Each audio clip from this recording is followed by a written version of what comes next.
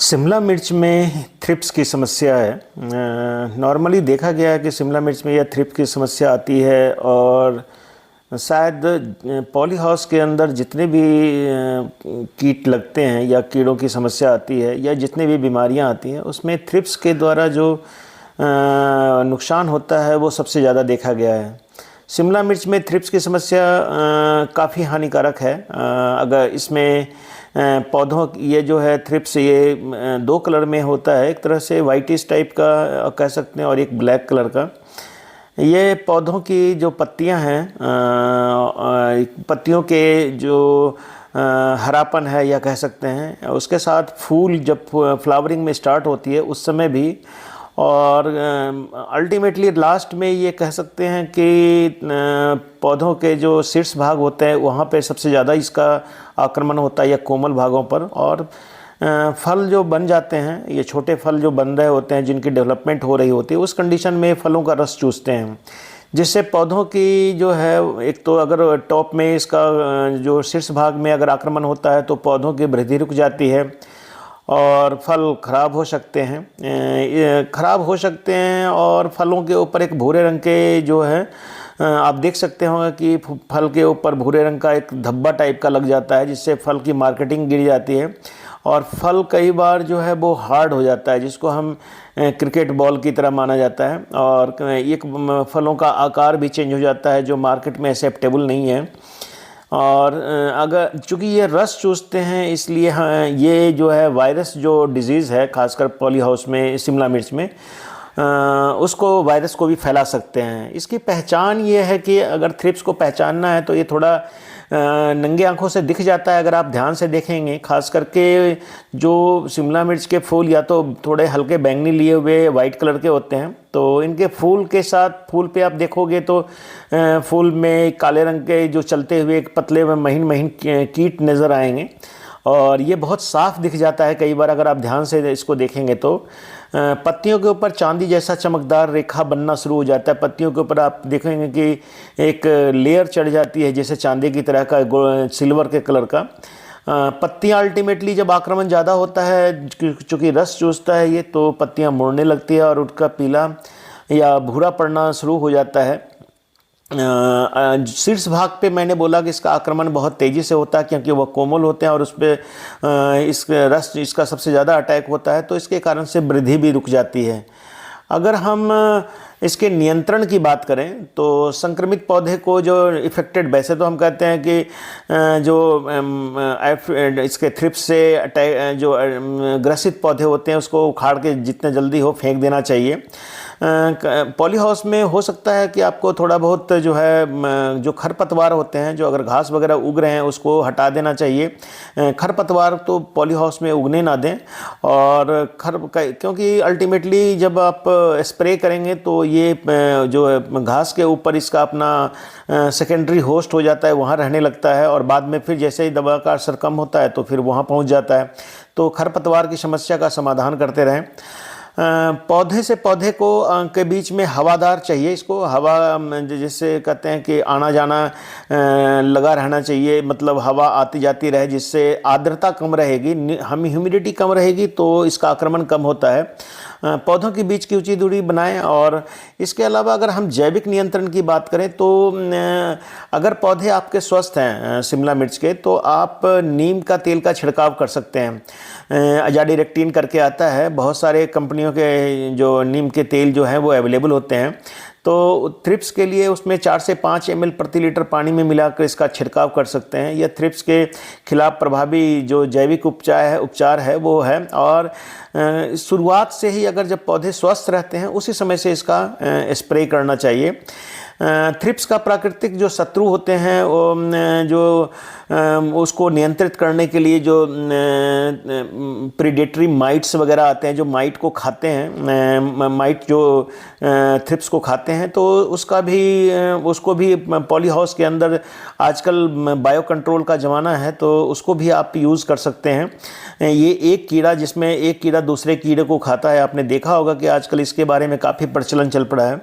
अगर हम रासायनिक नियंत्रण की बात करते हैं तो स्पाइनोसेड आता है थ्रिप्स के लिए। यह प्रभाव जीव कीटनाशक है और स्पाइनोसेड मार्केट में कई ब्रांड के नेम से अवेलेबल है। इसके अलावा अबामेक्टिन जो है वो बहुत पुरानी एक माइटी एक थ्रिप्स के कंट्रोल के लिए है। अबामेक्टिन का यूज़ कर सकते हैं। यह जो है थोड़ा सिस्टेमिक है और सिस्टेमिक होने के कारण लंबे समय तक इससे नियंत्रण रहता है, तो अबामेक्टिन का उपयोग भी कर सकते हैं। इसके अलावा इमिडाक्लोप्रिड जो होता है जिसको हम जो आजकल बहुत ज़्यादा अवेलेबल है इमिडाक्लोप्रिड, तो उसका भी इस्तेमाल कर सकते हैं और ये भी काफ़ी प्रभावी है। ये भी सिस्टेमिक है इंसेक्टिसाइड, इसका प्रयोग कर सकते हैं और लंबे समय तक कीटों को नियंत्रित करता है। इसके अलावा एक और है स्पिनोटोरम, यह भी काफ़ी प्रभावी है, इसका भी आप यूज कर सकते हैं। ये सारे जो प्रोडक्ट मैंने बताया इसका जो ट्रेड नेम है वो अलग अलग है और मार्केट में इसी साल्ट के नाम से अवेलेबल होता है। तो इसमें से स्पाइनोसेड, अबामेक्टिन, इमिडाक्लोप्रिड और स्पिनोटोरम जो है इसको यूज कर सकते हैं। इसके अलावा जो है येलो स्टिकी ट्रैप मार्केट में आता है तो उसका भी प्रयोग कर सकते हैं। येलो स्टिकी ट्रैप जो चिपकने वाला होता है और एक ब्लू स्टिकी ट्रैप होता है जो प्लास्टिक का होता है और इसके ऊपर एक चिपचिपा पदार्थ लगा होता है। तो ये भी अगर आप पॉली हाउस में लगा के रखें तो ये जो कीड़े हैं जो अगर उड़ते हैं तो उसके बाद इसके साथ स्टिकी ट्रैप की तरफ जो आकर्षित होते हैं पीले या नीले रंग के, तो उससे क्या होता है कि काफ़ी हद तक इसका कंट्रोल होता रहता है अगर थोड़े बहुत कीट की समस्या है और काफ़ी इससे हेल्प मिलता है। तो आप स्टिकी ट्रैप तो आपको लगा के रखना ही चाहिए। पॉली हाउस में तो रिकमेंडेड है कि कोई भी क्रॉप आप लगाते हैं तो स्टिकी ट्रैप ब्लू और येलो दोनों को आपको अल्टरनेटली हाफ मात्रा में, जैसे अगर 10 लगा रहे हैं तो 5-5 की मात्रा में ज़रूर लगाइए। और इसका फ़ायदा रहता है कि कुछ जो कीट हैं वो ब्लू को रंग की ओर आकर्षित होते हैं, कुछ जो होते हैं पीले रंग की तरफ आकर्षित होते हैं, तो ये लगा सकते हैं। और इसके अलावा इसकी मतलब पॉपुलेशन को इंसेक्टिसाइड वगैरह जितने भी हमने आपको बताया इसका तो प्रयोग करना ही है, लेकिन बहुत ज़्यादा संख्या हो जाए। लेकिन प्रभावी रूप से मैं माना जाता है कि इसको आप जो है थोड़ा सा एक्टिवली अगर आप जैसे नीम के तेल का स्प्रे आप कंटिन्यूअस शुरुआत से ही करते रहते हैं तो काफ़ी हद तक बहुत सारे कीड़ों का नियंत्रण रहता है। इसके अलावा स्टिकी ट्रैप का आप यूज़ कीजिए, पॉली हाउस को अच्छी तरह से बंद रखिए, कीड़ों का आक्रमण ना हो। और इसके अलावा जो नेट है आपका जो साइड में जो नेट होता है वेंटिलेशन के लिए, वो नेट में भी आपको ध्यान में रखना है कि वो नेट से में जो है वो किसी तरह का कट नहीं लगा हो। तो ये सारी समस्या का समाधान किया जा सकता है।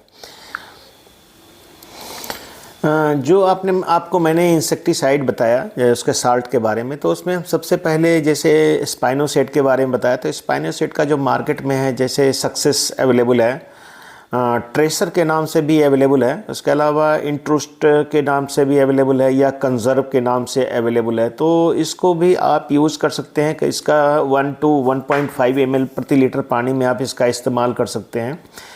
इसके अलावा अगर आप अबामेक्टिन की बात करें तो उसका ट्रेड नेम जैसे वर्टीमेक आता है या एग्रीमेक करके या डायनामेक करके या जीफर के नाम से आता है, ZEYPHERYR, तो इसके नाम से भी इसको भी आप यूज कर सकते हैं। अगर हम इमिडाक्लोप्रिड की बात करें तो कॉन्फिडोर बहुत ही प्रचलित नाम है, इसके अलावा एडमायर है या गाउचू है या प्रोवेडो है या एलिस है, इसका ये भी प्रोडक्ट मार्केट में अवेलेबल है अच्छे ब्रांड का, और इसको भी आप यूज़ कर सकते हैं।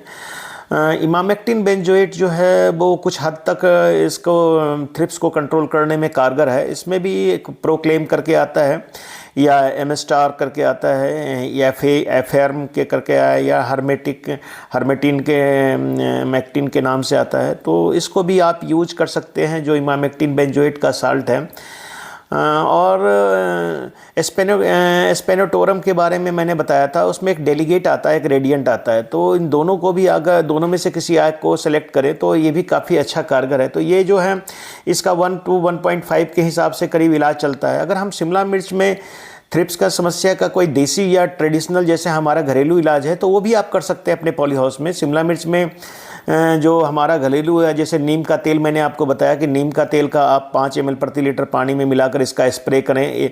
सप्ताह में कम से कम 1 से 2 बार इसको लगातार आपको स्प्रे करना पड़ेगा। इसके अलावा लहसुन है, लहसुन एक जो तेज़ गंध होती है इसमें, तो इसको थ्रिप्स को भगाने में कारगर होती है। तो कुछ लहसुन की कलियां को लेकर के जैसे पानी में या ग्राइंड कर लीजिए, पीस लीजिए, और इसे देसी लहसुन हो तो ज़्यादा कारगर है, इसे छान करके पौधों के ऊपर स्प्रे करें तो काफ़ी हद तक इसको माना जाता है कि कीड़े को मारता तो नहीं है बट इसको भगाने का काम करता है। तो इसको भी सप्ताह में 1 बार स्प्रे किया जा सकता है। अगर धनिया या पुदीने का अर्क जो होता है, पुदीना और धनिया की पत्तियां को पीसकर पानी में मिलाएं और इसको जो है स्प्रे करें तो ये भी काफ़ी हद तक थ्रिप्स के लिए अनटॉलरेबल होता है और आपके पौधों से ये दूर रहेगा। पौधों के ऊपर आप टारगेट करें।